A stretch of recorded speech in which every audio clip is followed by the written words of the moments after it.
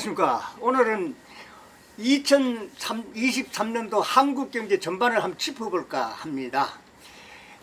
올해 경제는 누구나 다 어렵다는 생각을 하고 출발했습니다.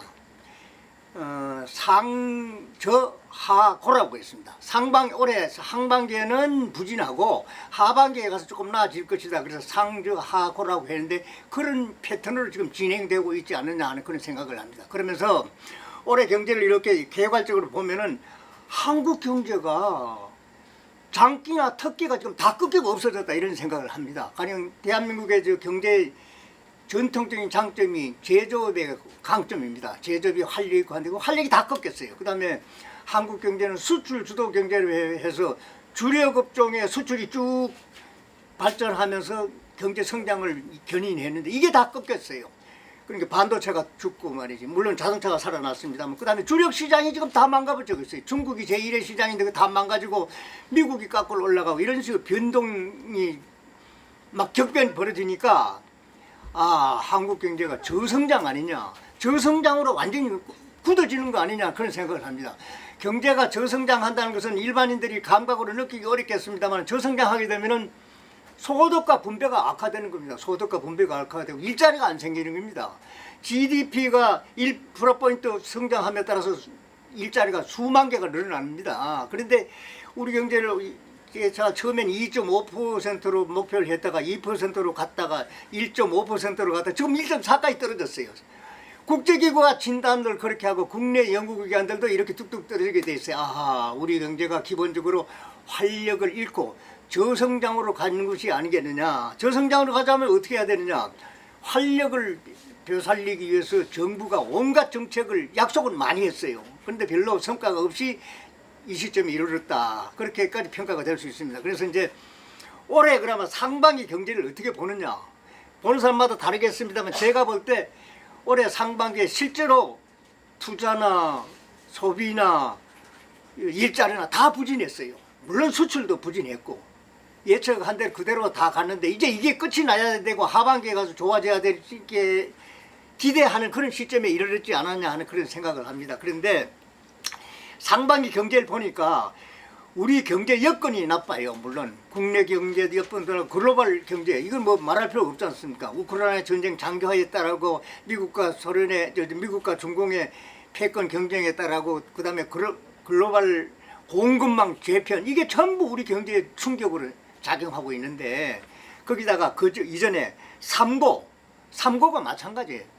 금리, 물가, 환율 그 오름세 그 기본 하에 우리 경제가 놓여 있으니까 활로가 별로 없어. 활로가 별로 없어가지고 결국 저성장으로 고착되지 않느냐. 여기다가 경제 외적인 요인이 얼마나 나빴습니까? 정치 사회적인 요인이 말이죠. 경제를 압박하는 요인이 계속 누적되고 있어요. 지난 정부가 문재인 정부가 뭡니까? 친노동 반자본 반시장 경제거든. 그 문재인 정책 기조에 후유증이 지금 현재까지 쭉 밀려와서 쌓여 있습니다. 탈원전이라든지 급속한 태양광 확대라든지 그다음에 친노동에 따라서 최저임금 급속 인상이라든지 이런 것이 전부 2023년도 한국 경제에다가 악재로 다 작용하고 있는 겁니다. 그래서 상반기 쭉 결산을 해보니까 이런 여러 가지 악재 때문에 예측한 대로 투자, 생산, 소비 다 어렵게 돼 있어요. 그래가지고 이렇게 이대로 그냥 가면은 저성장이 고착화돼가지고 한국 경제 계속 위축되고 만다 하는 그런 우려가 나와 있습니다. 그래 그 사이에 정권 교체를 새로 이제 정책 기조를 내세운 윤석열 정부가 이걸 타개하겠다고 많이 약속을 했어요. 윤석열 정부의 경제 정책은 지난 정부하고는 완전히 확연하게 구분이 됩니다.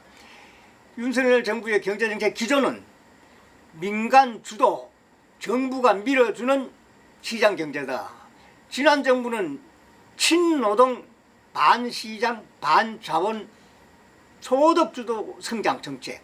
소득을 먼저 올려줘야지 성장을 일으킨다 하는 그게 있는데 정반대로 윤석열 정부는 그게 아니고 민간이 경제를 먼저 이끌어가면 정부가 밀어주는 민간 주도 성장 경제 그에 따른 많은 정책을 약속을 했는데 이게 제대로 먹혀 들어가지 않아요. 집권당이 소수당이 돼가지고 입법 예산 심의권에서 하나도 약속을 못 지키고 앉았어요.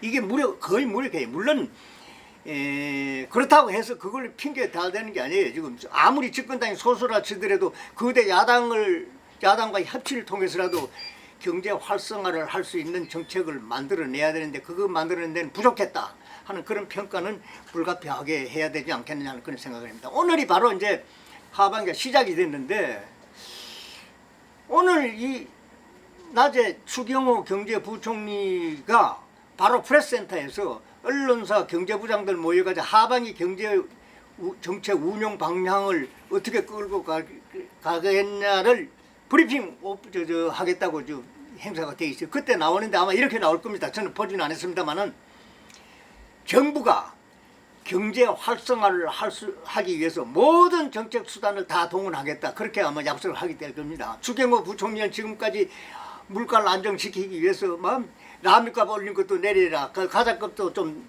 내려달라고 당부하고 중견기업, 중소기업, 영세기업 만날 때마다 우리가 규제 개선하고 금융지원 활성화를 해줄 테니까 투자 좀 하시고 일자리 창출을 많이 해주세요. 맨날 가는 데마다 그걸 당부하고 있어요. 그 당부한다가 오늘은 이제 정식으로 하반기 경제정책 운용은 이런 방향으로 끌고 가겠습니다 하는 것을 주요 언론사 경제부장들한테 오늘 설명을 하겠다고 합니다. 그래서 내일이면 이제 우리 같은 사람도 다 알 수 있게 될 것 같은데 어차피 상반기 경제는 상저하고라고 예측한 대로 대단히 어렵게 넘어갔어요. 넘어가고 이제 하반기 경제로 좀 기대해 봐야 되지 않겠느냐 하는 그런 시점에 이르렀습니다.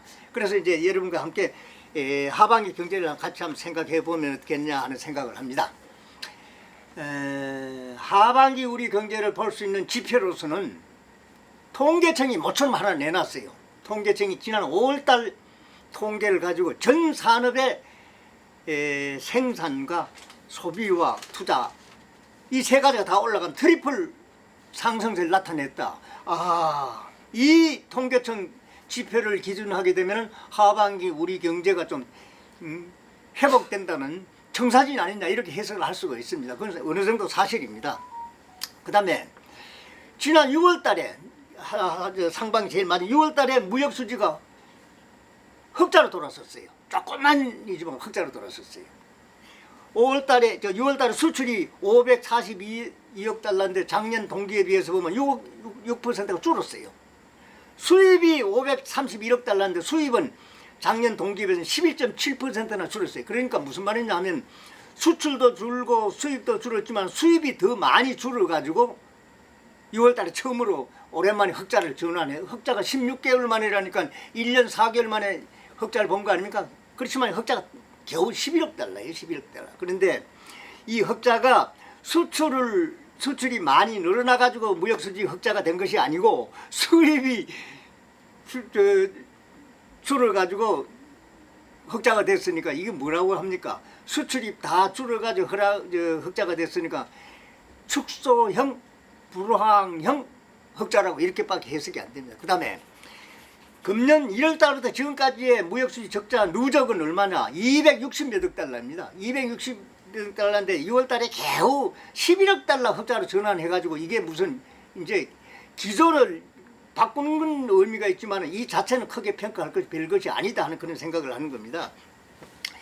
그리고 이제 무역수지는 이렇게 되고 그 다음에 이제 KDI 같은데 국채은행 KDI 같은 데서 이런 얘기를 해요.